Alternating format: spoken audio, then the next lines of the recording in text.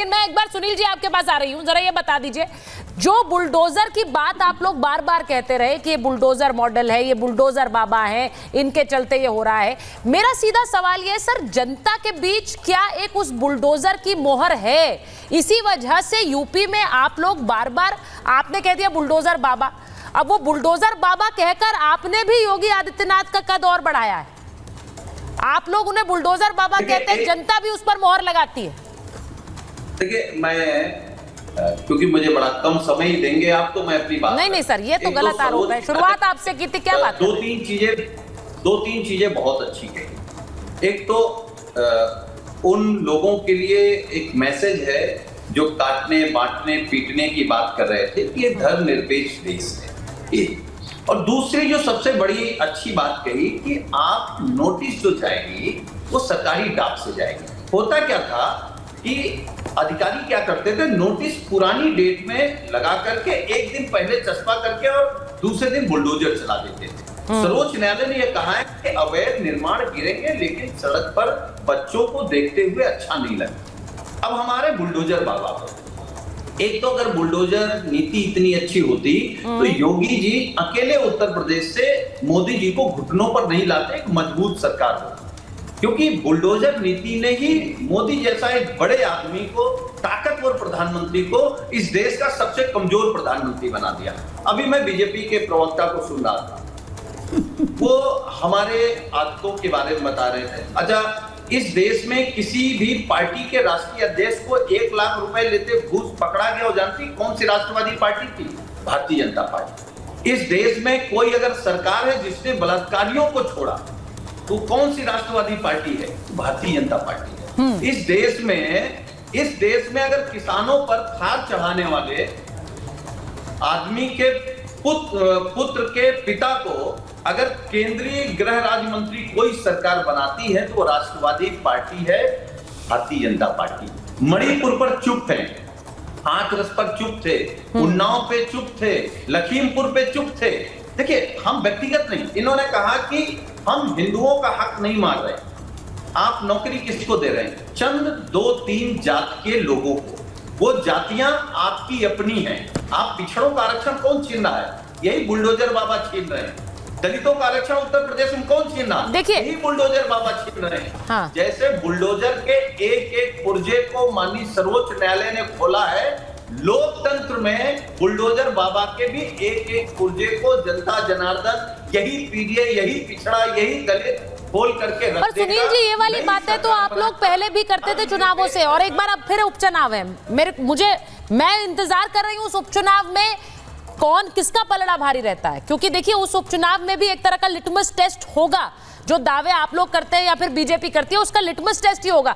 अजय जी, उन्होंने आज कोर्ट ने यह भी कहा है कि आदेश दोषी अफसरों से भी वसूली की जाएगी अगर बदले की कार्रवाई के लिए बुलडोजर चलाया। बदले की कार्रवाई के लिए कोई बुलडोजर नहीं होगा, दोषी की निजी संपत्ति पर बुलडोजर नहीं होगा।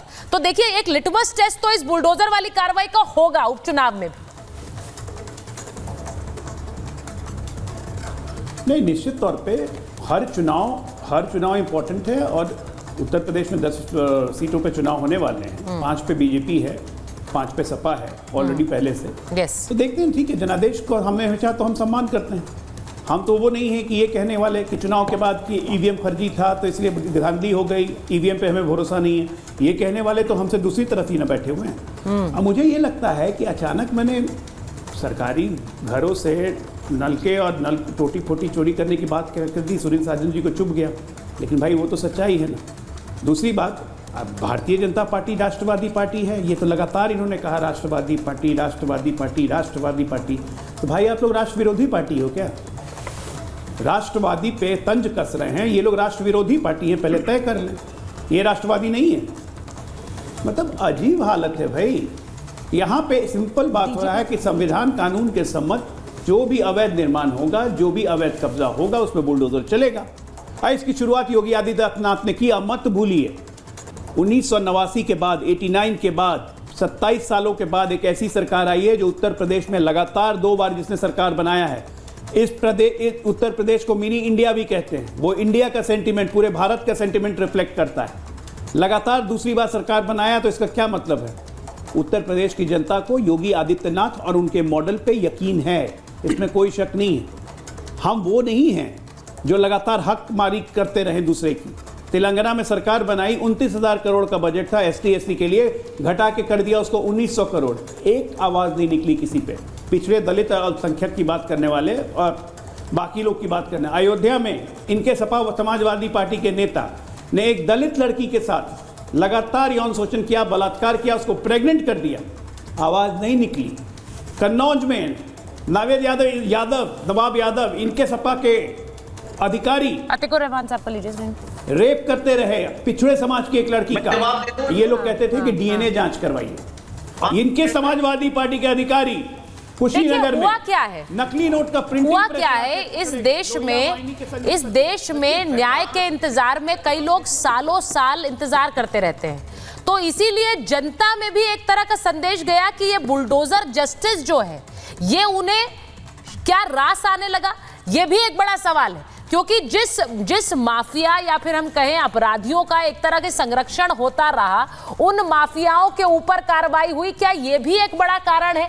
मैं इसलिए पूछ रही हूं क्योंकि आज बुलडोजर जब चलता है और अवैध अतिक्रमण पर चलता है तो जनता उसे सही मानती, कहती है होना चाहिए और तुरंत होना चाहिए, इसका इंतजार नहीं करना चाहिए। एक बार मैं जल्दी से सुनाती हूँ क्या कह रही जनता, एक बार सुन लीजिए लोग क्या कह रहे हैं, उसके बाद वापस आ रही।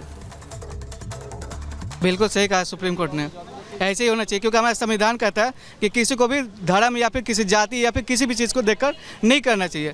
कोई भी ऐसा चीज़ है, अमीर हो गरीब हो, कोई भी यदि गलत काम करेंगे तो उसके ऊपर बुलडोजर चलने चाहिए, और गलत काम कोई नहीं किया है तो उसके ऊपर एक आंच भी नहीं आना चाहिए। कोई भी हो, चाहे एक समान कानून, एक समान आदेश। हमारी राय तो यही है कि सुप्रीम कोर्ट का निर्णय जो है वो एकदम सही है। यही निर्णय जो है उचित है कि अवैध निर्माण करना ठीक नहीं है धर्म के आधार पर, चाहे वो मंदिर हो और चाहे मस्जिद हो। आप रूटीन में करो ना, इतने सारे अवैध कब्जे हो रखे हैं, मस्जिद भी, मंदिर भी, गिरजा भी, दूसरे भी। तो सुप्रीम कोर्ट ने जो कहा बिल्कुल ठीक कहा। जो वो कह रहे हैं रूटीन में काम कर दीजिए, जो जो अवैध है सबको हटा दीजिए। जनता की बात सुन रहे थे आप, अतिकुर रहमान साहब, उन्होंने कहा मंदिर, मस्जिद, गिरजाघर जो भी अवैध है हटाइए इन्हें। ये ऐसे थोड़ा ही हो सकता है। और इसीलिए आज मैं आपको भी इस डिबेट के लिए बुलाया है कि जहां जहां पर मज़ारें अवैध रूप से बनी हुई हैं, मस्जिद अवैध रूप से बने हुए हैं, क्या हुआ है?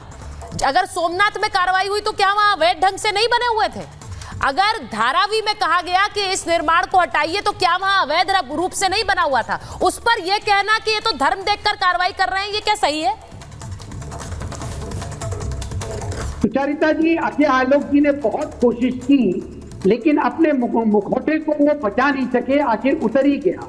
उन्होंने अभी आपके शो पर यह कहा कि जो 75 साल से कांग्रेस ने और समाजवादी पार्टी ने अपीसमेंट किया था मुसलमानों का, उसके ऊपर बुलडोजर चलेगा। अपनी ही बात को रद्द करते हुए कि अवैध चाहे मंदिर हो चाहे मस्जिद हो, आगे किसके ऊपर कि जिनको अपील किया गया है उनके ऊपर बुलडोजर चलेगा। ये सुप्रीम कोर्ट भली भांति भाग गया और आज इनको फटकार लगाई है। और मैं फिर रिपीट करूंगा कि आज की सुप्रीम कोर्ट की रूलिंग बुलडोजर चलाने वाली रूलिंग है और ये योगी आदित्यनाथ की जुबान के ऊपर बुलडोजर है। अजय आलोक जी, आप बचा नहीं पाएंगे अपने आप को, आप एक्सपोज हो चुके हैं, आपको जनता से माफी मांगनी चाहिए। कोर्ट ने ही, अतिकुर रहमान साहब, फिर कोर्ट ने ही कहा कि काशी का सर्वे होना चाहिए, कोर्ट ने कहा मथुरा का सर्वे होना चाहिए, कोर्ट ने ही 3 तलाक इत्यादि पर बैन किया। तो क्या कोर्ट के फिर आप कोर्ट को राइट सही मानते हैं ना?